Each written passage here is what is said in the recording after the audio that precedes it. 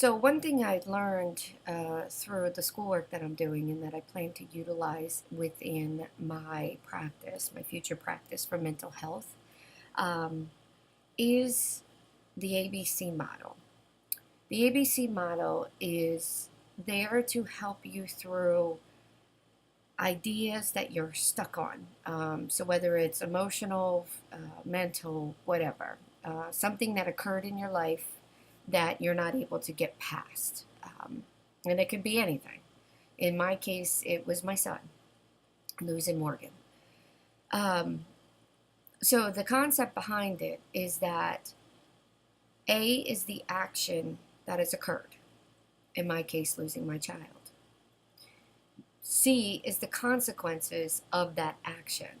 So my sadness, my depression, my lack of motivation, why am I here? All the thoughts that go through my head that are not of positive nature or good thoughts. So thoughts that um,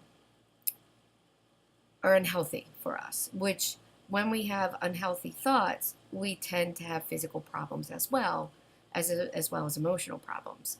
And we get stuck in that pattern, and it can be difficult to get out of because of being stuck. The woulda, shoulda, couldas, and all the guilts that we have over whatever the situation is. So, with the ABC model, it tells us that the consequence is not because of the action. The consequence is actually because of B, which is the belief system behind the action. So in my case, my belief system was that my son should be alive until I die, and then he would mourn me, not the other way around. And that belief system is not technically irrational. It's the belief system that I have grown up in the society that we live in.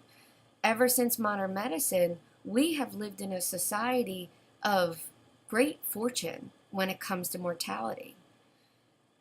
When you think about prior to real modern medicine, go back to like the 1930s and past, childbirth alone was such a high risk of losing not only the baby, but the mother.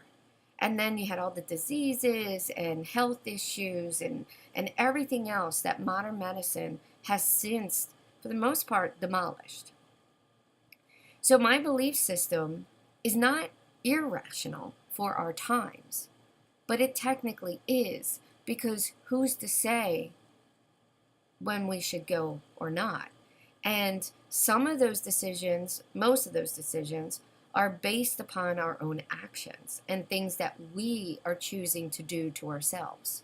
So I had to acknowledge that belief system in order to move forward with the way that losing my son, the action, was affecting me, the consequences. And I'm not saying that was the fix all end all, because it wasn't.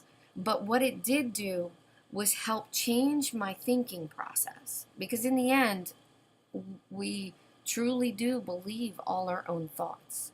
And all our own thoughts seem rational, but maybe they're not. So by changing my thinking process, I was able to start to promote the positive change that I need over losing my son. And this model can be applied in various ways. Could be applied towards our financial situation, towards employment, towards our parents, towards choices of drinking and drug use and all these things, all these decisions that we have made for ourselves because of an action that has occurred because it was not what we expected or not what we thought should or could happen.